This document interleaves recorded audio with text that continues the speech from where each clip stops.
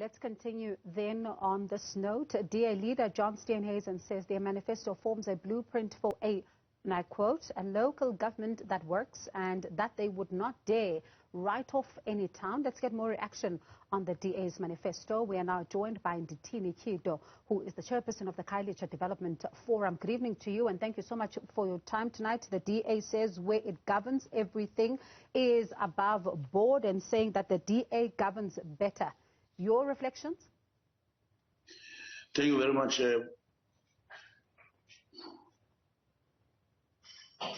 you very much, Bongwe, to you and your viewers. Now, we do not agree. As the first point, we do not agree with especially what Ms. Ngwenya was making reference to, that when somebody comes to Cape Town would feel to be in a different country. That is really in her, that segmentation of her thinking, really, it's not there.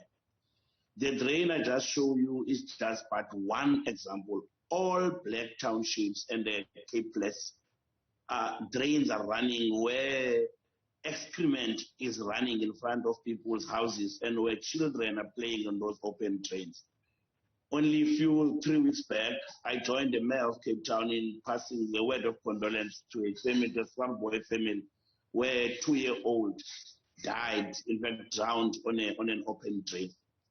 So it can never be correct that Ms. Ngwenya was talking about, unless Ms. Ngwenya is saying they, as the DA, are comfortable with the status quo where the Cape Town still breeds the story of two cities, where there's one part of Cape Town with the green where tourists are taken and chauffeured to, and the townships and the Cape Flats where the poor and the majority live. And where we live, Bongi, it's not just the drains only.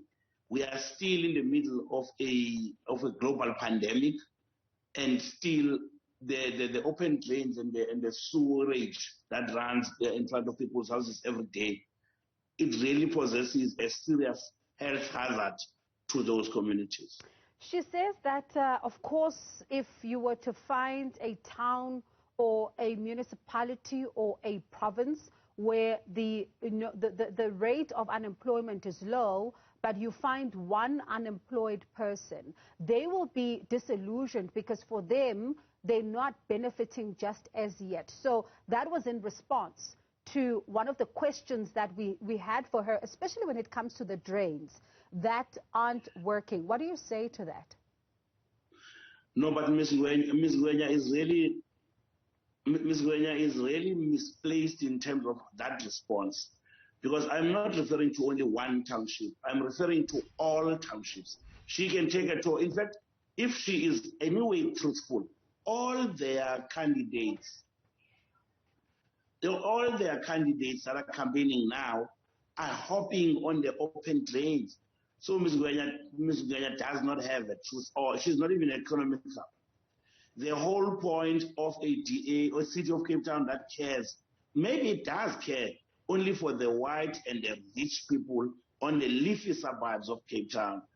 And really on the other side of the Cape Town International Airport, you find people along the N2, on the other side of the N2, you find still black people and poor people helping themselves along the N2. Recently, children were playing at one bridge where a bridge collapsed and 4 kids lost their lives. So I don't even know what Ms. Ngwenya is talking about. It's not a matter of just being disillusioned. It's a matter of a DA-run municipality not servicing some sections of the residents of the same town. For you, as a resident, what would you say you attribute this to, especially because the tale of two cities in Cape Town is not something that is new. We've seen it come up year and year, time and time again. Recently, we've even seen that battle the city is embroiled in with homeless people. So what do you think is at the heart of this? Because even property prices, especially the inner city, are exorbitant, and the poor are saying that they simply are feeling that they're not part of the system in the city of Cape Town. Talk to us about what you think is behind this and continues to perpetuate this state of two cities. Man, for us, it's very simple. You see, organizations such as the KDF supposed to be apolitical, but there are times when you look at what parties are saying and what they are doing. When Ms. Patricia de Lille was still a mayor of Cape Town, for the DA, she came in with a policy proposition that is a reversal of the stubborn apartheid spatial planning in Cape Town, so that the poor can come closer to the centers of economic activity. And we know now the rest is history, because after she left the party, that policy was never pursued, as if somebody was saying there was no need to reverse the stubborn apartheid spatial planning, which is now resulted to the type of underground infrastructure we find, type of the poor being still kept on dormitories 30 kilometers away from the central business district, so that, and when there's still issues, I see in the manifesto there's also talk about the revival of the central line, an issue that's going to create only a political bickering between the national government and the municipality. The municipality jumps for the train whilst it's got drains to fix. So you find, Bogiwe, that the issue here is really not about, this organization does not seem to have a policy or an appreciation that Black Lives Matter. I wonder, for you as a voter, I know that you're an activist who speaks to people across all spectrum, but if you may indulge me here, you are a voter, you are someone that political parties are talking to. What would you say for you is at the heart of, the decision you will make on where you put your X for any political party, that is? Personally, I would vote for any party, for any political party that would prioritize Black lives in Cape Town.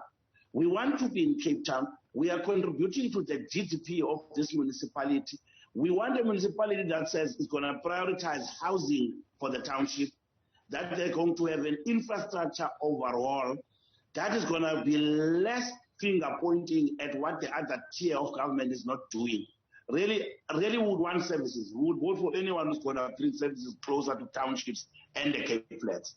The people of Mitchell's Plain, both in Harmony and Morgenster, are hit with cancellation letters by the city of Cape Town. The city of Cape Town is alleged in the Republic to be the municipality with the highest electricity and water tariffs. So really, we would vote for anyone who would give us services. It sounds to me like you're saying that, the Black lives in that particular, in fact, in the city of Cape Town, may be used as a political football then in the campaigning for the elections. Look, any organization that takes a policy decision to only contest all the words simply to maximize the proportional representation outcome, that organization is disingenuous to the services, to the services of that community, in all manner of speaking. But what we're saying is, currently the organization that launched the manifesto today, the DA, by the way, that is a member. Unfortunately, we lost the line then to Ndithini Tyhido just at the end of our conversation. Dadu Tyhido, I understand you're back. You can finish up your point. Okay, thank you so much, Bongi. I was saying, the issues that I'm raising now affect all of us in Khayelitsha, including DA members. We talk to DA members every day. We work on these trains together, and we are grateful to some of those DA genuine members who, at least as residents of Khayelitsha, try to profile the problems that we are facing. All right. Thank you so much for your time this evening. We certainly do appreciate it. That was the chairperson of Khayelitsha Development Forum, Ndithini Tyhido, who was giving us his reaction to the DA's manifesto launch, which took place, a little earlier on today. And that manifesto, a thick book, you would have seen the party leader saying that, there is a page for each and every single individual, whether it's business or all of that. But if this manifesto, as he said, represents you, then he's calling on those voters. But it doesn't sound like Ndithini Tyhido is any convinced with what the party is putting forward. Certainly, it's going to be quite an interesting election come the 1st of November.